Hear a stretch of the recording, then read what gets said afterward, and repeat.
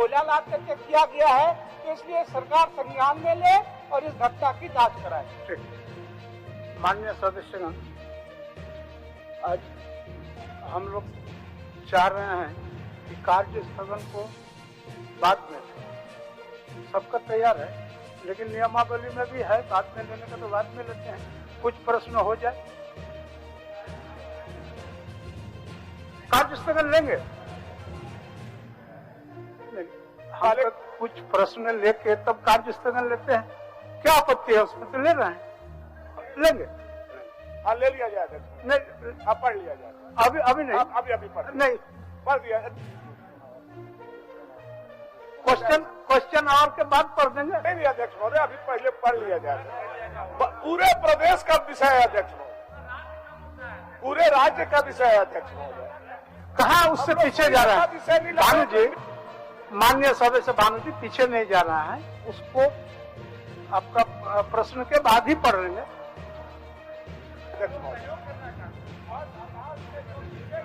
अध्यक्ष महोदय, हम लोग चाहते हैं कि कार्यस्थगन का जो हम लोगों का माननीय सदस्यों का प्रस्ताव है उसको पढ़ लिया जाए, नहीं तो हमारे माननीय सदस्य पढ़ेंगे। अध्यक्ष महोदय, आसन से नियमन दिया जाए, हमारे माननीय सदस्य उठ करके पढ़ेंगे। नहीं, हम तो पढ़िए देंगे। जी अध्यक्ष महोदय, पढ़े।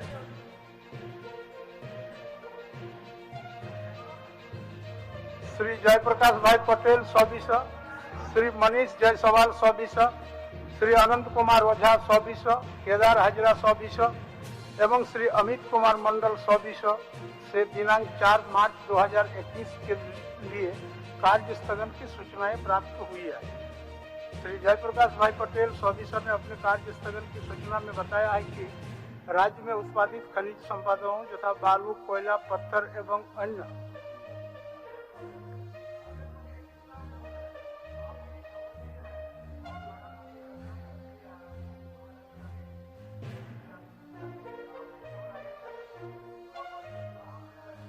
जा रहे थे, तीनों को मैंने रोड पर एकदम ऑन द स्पॉट रगड़ दिया। और लगातार ये घटना घट रही है इसलिए सर, क्योंकि बिहार से जो गाड़ी आती है, बिहार में शराब मिलता नहीं है, यहाँ से लोग शराब पी करके इतना खून से लोग चलाए, लगातार ये घटना घट रही है सर। कार्य स्थगन की सूचनाएं प्राप्त हुई है। श्री जयप्रकाश भाई पटेल 100 ने अपने कार्य स्थगन की सूचना में बताया है कि राज्य उत्पादित खनिज संपदाओं तथा बालू, कोयला, पत्थर एवं अन्य खनिज संपदा की तस्करी पुलिस पदाधिकारियों की मिलीभगत से चरम पर है। पुलिस प्रशासन निरंकुश होकर अवैध कारोबारियों को संरक्षण दे रही है, जिससे राज्य के राजस्व की क्षति हो रही है। इस आलोक में उन्होंने सदन के सभी कार्यों को रोककर चर्चा की मांग की। श्री मनीष जायसवाल 100 ने अपने कार्य स्थगन की सूचना में बताया है कि राज्य में जल, जंगल, जमीन, बालू से लेकर लोहा, अयस्क, कोयला, तांबा, यूरेनियम, अपरक सहित अन्य कीमती पत्थरों का उत्खनन होने के कारण दर्जनों पहाड़ों का अस्तित्व समाप्त होने के कगार पर है। अवैध उत्खनन के कार्य में माफिया एवं सुसंगठित तंत्र काम कर रहा है, जिसके तार दूसरे राज्य से जुड़े हुए हैं। राज्य में करोड़ों रुपए की राशि सरकार को प्राप्त होने के बदले संबंधित विभाग के पदाधिकारी, जिला प्रशासन एवं पुलिस प्रशासन के जेब में जा रही है। सरकार राज्य हित एवं जनहित में ऐसे अवैध उत्खनन पर तत्काल रोक लगाकर नियम सम्मत आवश्यक कार्रवाई करे। इस आलोक में उन्होंने सदन के सभी कार्यों को रोककर चर्चा की मांग की। अनंत कुमार ओझा 100 ने अपने कार्य स्थगन में बताया कि साहिबगंज जिला सहित झारखंड के सभी सीमावर्ती जिलों में प्राकृतिक संसाधनों तथा पत्थर, बालू, लोह, अयस्क एवं अन्य खनिज संपदा का उत्खनन और अवैध कारोबार बड़े पैमाने पर बदस्तूर जारी है। प्रशासनिक मिलीभगत एवं सत्ता संरक्षण में चल रहे इस प्रकार के गतिरोध गतिविधियों से राज्य के अरबों रुपये के राजस्व की क्षति हो रही है। इस आलोक में उन्होंने सदन के सभी कार्यों को रोककर इस विषय पर चर्चा की मांग की। श्री केदार हजरा 100 ने अपने कार्य स्थगन की सूचना में यह बताया है कि राज्य के अंदर लघु खनिज पदार्थ का अवैध उत्खनन कर अन्य राज्यों में भेजा जा रहा है, जिसमें राज्य की राजस्व के साथ साथ जान माल की क्षति हो रही है।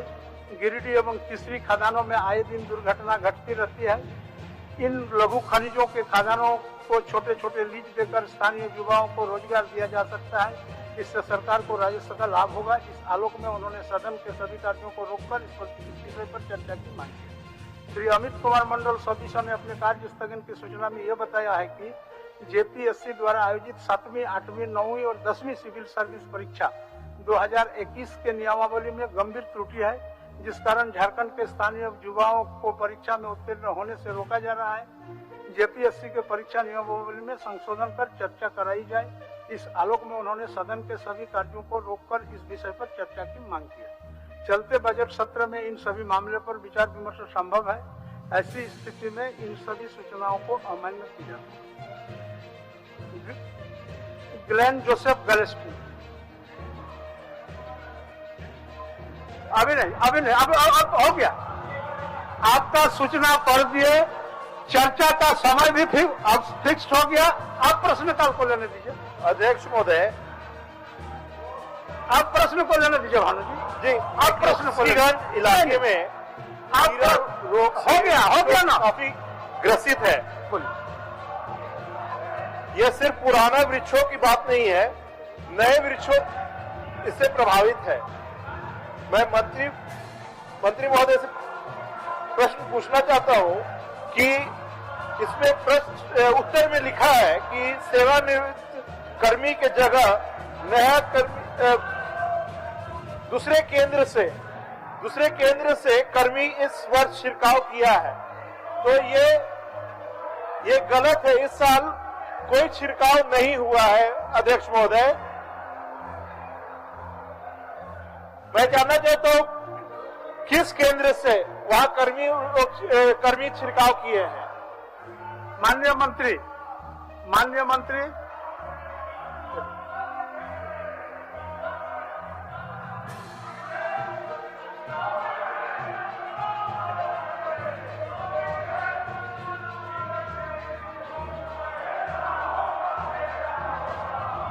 साहब द्वारा पहले भी मामले को संज्ञान में लाया गया था। इनके प्रतिनिधि के मौजूदगी में वहां पर छिड़काव कराया गया था अध्यक्ष महोदय, और इसके बाद भी यदि माननीय विधायक संतुष्ट नहीं है तो वो स्पेसिफिक जगह का नाम बताएं अध्यक्ष महोदय, वो करा दिया जाएगा। आप स्पेसिफिक जगह का नाम बता दीजिए माननीय मंत्री जी को। लपरा इलाके में वहां काफी प्रभावित है, और मैं अध्यक्ष महोदय आपके मार्फत से मंत्री जी से निवेदन करूंगा, जो सेवानिवृत्त कर्मी हुए हैं उसके जगह पर नया नियुक्ति किया जाए। ठीक है, वहां पर किसी को डिप्यूटेट कर देंगे। धन्यवाद। माननीय सदस्य श्री निरल पूर्ति।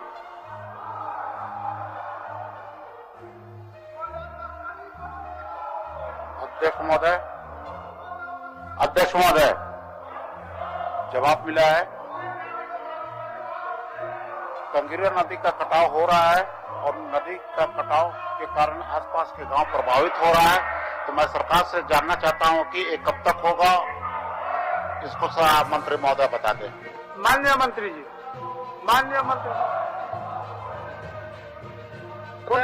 थोड़ा होने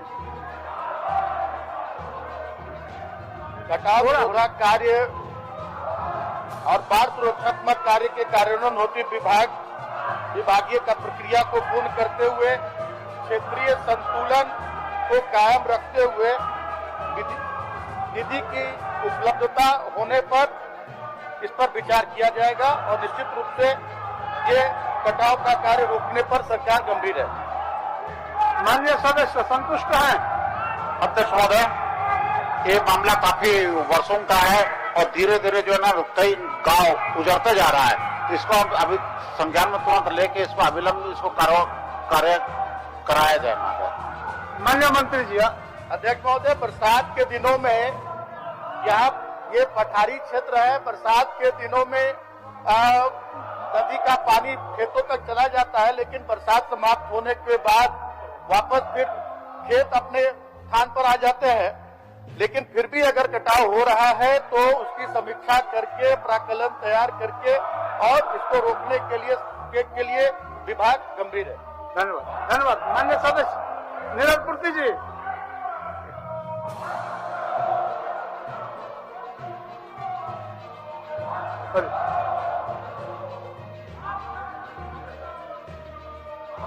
अभी मंत्री जी ने उत्तर दिया और विधायक को यह कहा गया, माननीय विधायक को, कि भाई निधि उपलब्ध होने पर इस काम की समीक्षा की जाएगी और कराएंगे। भाई निधि उपलब्ध कराने वाले कौन है? निधि भी सरकार उपलब्ध करती है, प्राक्कलन भी सरकार को बनाना है, तो इस प्रकार के प्रश्नों में उत्तर आना हमें लगता है कि यह ठीक नहीं है अध्यक्ष महोदय। प्रश्नों के उत्तर में यह आना चाहिए कि भाई निधि कौन सरकार की सामूहिक दायित्व बनती। मैंने कहा कि क्षेत्रीय संतुलन और निधि की उपलब्धता के आधार पर कार्य कराया जाएगा। ठीक है ना। माननीय सदस्य सुश्री अम्बा प्रसाद।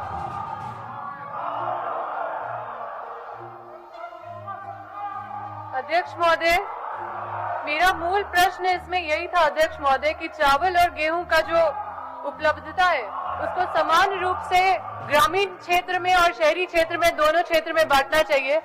यहाँ पे उत्तर में मुझे मिला है कि ये शहरी क्षेत्र में बांट रहे हैं। बिरिंची जी माइक से बोलिए तब सुनाई पड़ता है। माइक से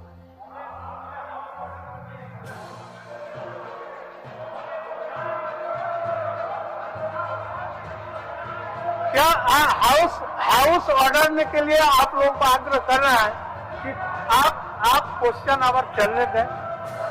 आप क्वेश्चन आवर चलने दें। हमको लग रहा है शुरू दिन से लेकर के 100 बार बोले कि हाउस ऑर्डर में नहीं है। भाई आप आसन को सहयोग करें। आप लोग आसन पर जाइए, थोड़ा क्वेश्चन आवर होने दीजिए। क्वेश्चन आवर थोड़ा होने दीजिए। आप लोगों का भी सवाल है। आप लोगों का भी ढेर सारे सवाल होते हैं। माननीय सदस्य आसन पर जाए। माननीय सदस्य आसन पर जाए। हाँ अम्बा जी। अध्यक्ष महोदय, अम्बा जी। अध्यक्ष महोदय, मैंने जो सवाल किया है कि गेहूं और चावल जो समानुपातिक रूप से नहीं बढ़ रहा है, शहर में ज्यादा बढ़ रहा है, ग्रामीण क्षेत्र को छोड़ दिया जा रहा है। मेरे बड़कागांव विधानसभा क्षेत्र में ही अध्यक्ष महोदय आप देख लीजिए कि कहीं भी ग्रामीण क्षेत्र में अब गेहूं नहीं मिलता है। चावल की उपलब्धता भी कम दिखाई जाती है। आपको मंत्री से जवाब दिलवाता। मंत्री से, माननीय मंत्री फूड एंड सिविल सप्लाई। बैठिए माननीय सदस्य, बैठिए, सुनिए उत्तर सुनिए।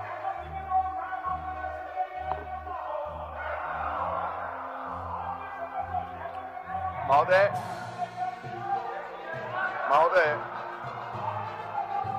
खाद्य सुरक्षा अधिनियम के तहत भारत सरकार द्वारा 1,44,959.47 मेट्रिक टन खाद्यान्न मासिक आवंटन उपलब्ध कराया जाता है, जिसमें चावल की मात्रा 1,28,548 मेट्रिक टन है तथा गेहूं आप लोग उधर जाइए। 16 लाख। मान्य सदस्य आप लोग उधर से ही बोलिए ना। उधर से बोलिए।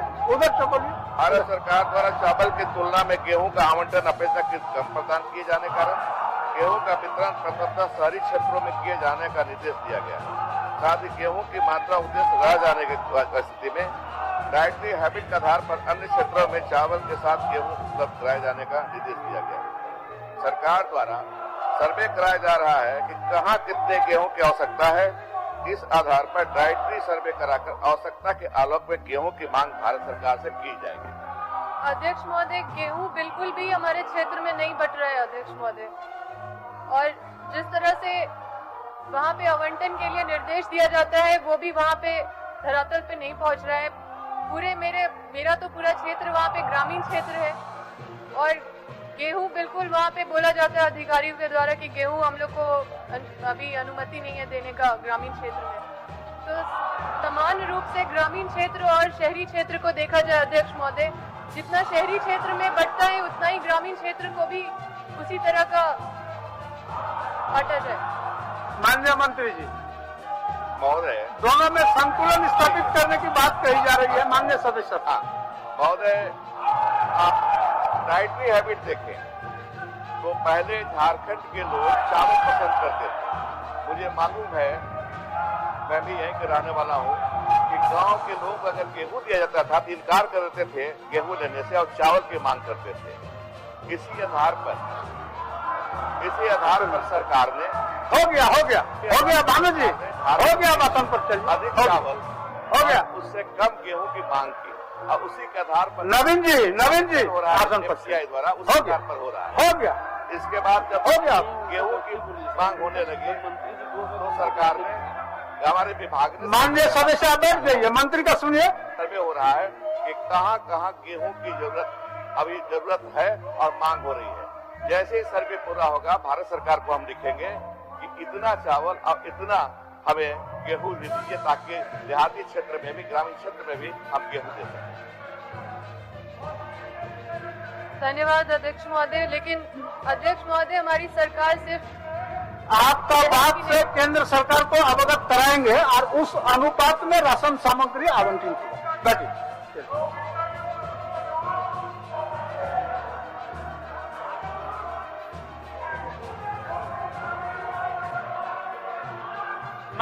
मान्य सदस्य बैठ जाइए। आप जो चाह रहे हैं जवाब होगा, आप बैठ जाइए, बैठ जाइए। बिरिंच बाबू बैठ।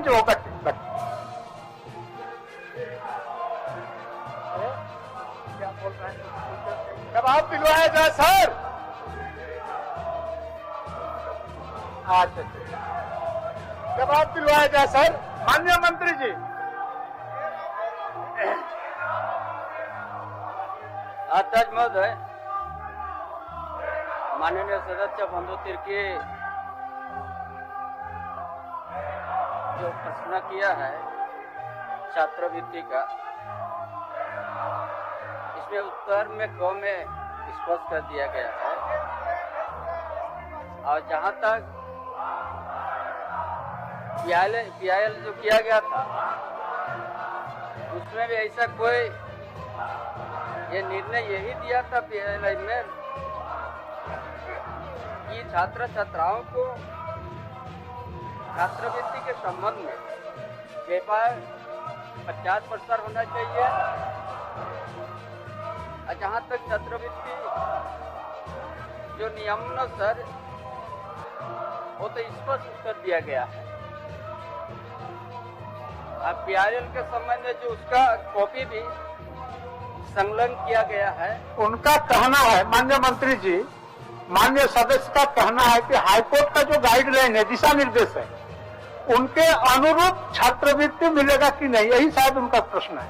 बंधु जी, भारत सरकार का गाइडलाइन है सर, जिसमें सुना जाए कि IIM Calcutta, IIM Ahmedabad, IIM Bangalore, ये पूरा का ब्रेकअप दिया गया है।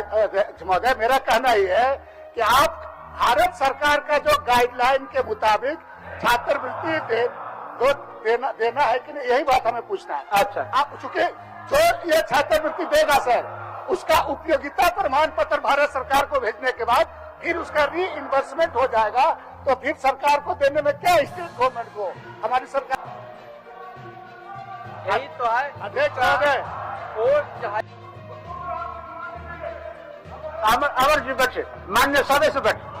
आज 2-4 प्रश्न लेने दीजिए। अमर जी, आसन का भी मजबूरी को समझिए, आसन का भी मजबूरी को समझिए। आपका भी दायित्व बनता है, आपका भी दायित्व बनता है। आसन का मजबूरी को समझिए। 2-4 क्वेश्चन लेने दीजिए। मान्य सदस्य आसन पर जाए। श्रीमती पूर्णिमा नीरज सिंह, आप अपना अध्यक्ष महोदय, मेरा प्रश्न हेडफोन ले लीजिए। अध्यक्ष महोदय, मेरा प्रश्न मान्य सदस्य, न्यूनतम आसन की ओर मुखातिब होइए। आसन की ओर। अध्यक्ष महोदय, मेरा प्रश्न माननीय मंत्री जी से यह है कि न्यूनतम मजदूरी जो पोषण सखियों को नहीं मिल रही है, साथ में बीमा और भी जो लाभ उन्हें नहीं मिल पा रहे हैं, क्या सरकार उन्हें देने का विचार रखती है? माननीय मंत्री,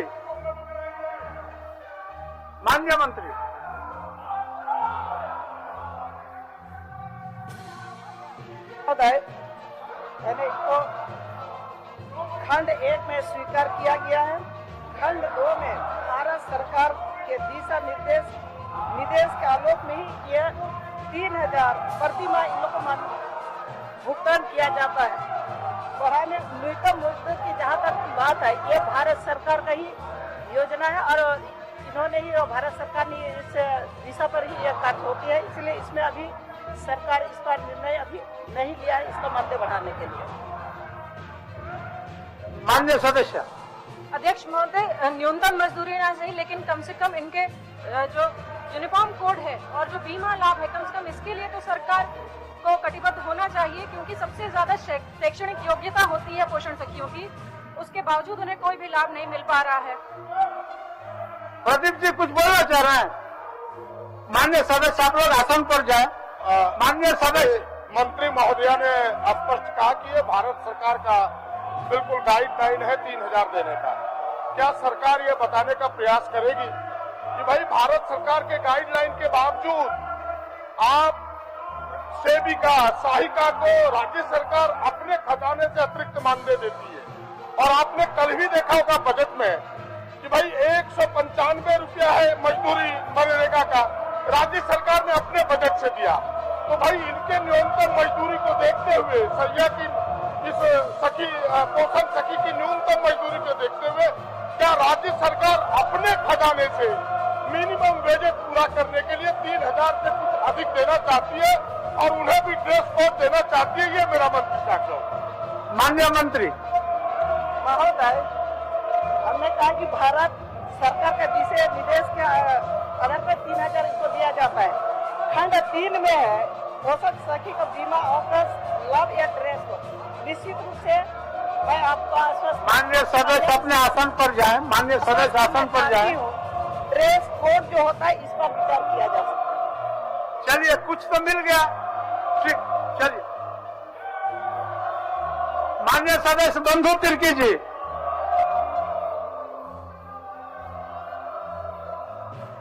ये मामला आदिवासी, अनुसूचित जाति और अल्पसंख्यक छात्र छात्राओं का छात्रवृत्ति से का मामला है।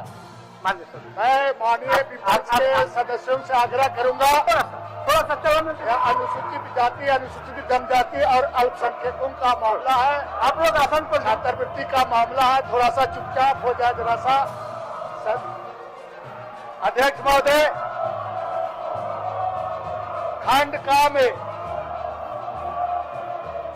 जो सरकार के द्वारा जो जवाब दिया गया है बिल्कुल एक तरह से दिग्भ्रमित किया गया है और खंड खा में स्वीकारात्मक है। खंड गा में अध्यक्ष महोदय WPPIL 4950/216 के आदेश प्रति को संलग्न किया गया है। अध्यक्ष महोदय, मैं आपके माध्यम से सरकार को बताना चाहूंगा कि उक्त वाद में अनुसूचित जनजाति की छात्रा, अध्यक्ष महोदय आसन पर जाए। माननीय सदस्य आसन पर जाए। आसन पर जाए। माननीय सदस्य आसन पर जाए। आसन पर जाए। माननीय सदस्य जवाब दिला देगा। आप आसन पर जाइए। आप आसन पर जाए। नवीन जी, अध्यक्ष महोदय, नवीन जी, आप नवीन जी, जायसवाल जी, जायसवाल जी, आसन आसन आसन। अमर बाबू का मामला अध्यक्ष महोदय, वाद में अनुसूचित जनजाति की छात्रा पूर्णिमा मिंज नीट परीक्षा में सफलता प्राप्त की थी अध्यक्ष महोदय, परंतु उन्हें MBBS के कोर्स में दाखिला लेने के लिए राशि का अभाव था, जिसका प्रकाशन दैनिक समाचार पत्रों में हुआ था अध्यक्ष महोदय। इस आलोक में माननीय उच्च न्यायालय द्वारा इस बात को स्वतः संज्ञान लिया था अध्यक्ष महोदय, और उन्होंने उच्च न्यायालय रणधीर बाबू चलिए चलिए चलिए। रणधीर बाबू, अध्यक्ष महोदय, आसन पर सब लोग गए। चलिए आप भी। रणधीर बाबू आप भी चलिए। आप भी चलिए। उच्च न्यायालय के द्वारा स्वतः संज्ञान लेने के बाद रणधीर बाबू आसन पर। अध्यक्ष महोदय, उच्च न्यायालय के द्वारा स्वतः संज्ञान लेने के बाद उन्होंने निर्देश दिया था सरकार को कि विद्यार्थियों का छात्रवृत्ति केंद्र सरकार का जो गाइडलाइन है उसी के अनुसार, गाइडलाइन के अनुसार दिया जाए। अध्यक्ष महोदय, मैं आपसे, आप माइक से बोलो ना, माइक से बोलो। सरकार से मांग करता हूं कि सरकार जो भारत सरकार का गाइडलाइन है अध्यक्ष महोदय, भानु आदिवासी का और जनजाति लोग का छात्रवृत्ति मामला थोड़ा सा और मुसलमान लोग का, रुको देखिए आपका दोस्त है बंधु जी, पुराना दोस्त है। हाईकोर्ट का स्वतः संज्ञान लेने के बाद हाईकोर्ट ने निर्देश दिया अध्यक्ष महोदय राज्य सरकार को कि भारत सरकार का जो गाइडलाइन है, भारत सरकार, अध्यक्ष महोदय, हाईकोर्ट आप जवाब तो दिलवा दीजिए, कृपया जवाब दिलवा दीजिए। क्या है भारत जवाब दिलवा दीजिए, गाइडलाइन के अनुसार समाप्त करने दीजिए सरकार इसका अनुपालन करे।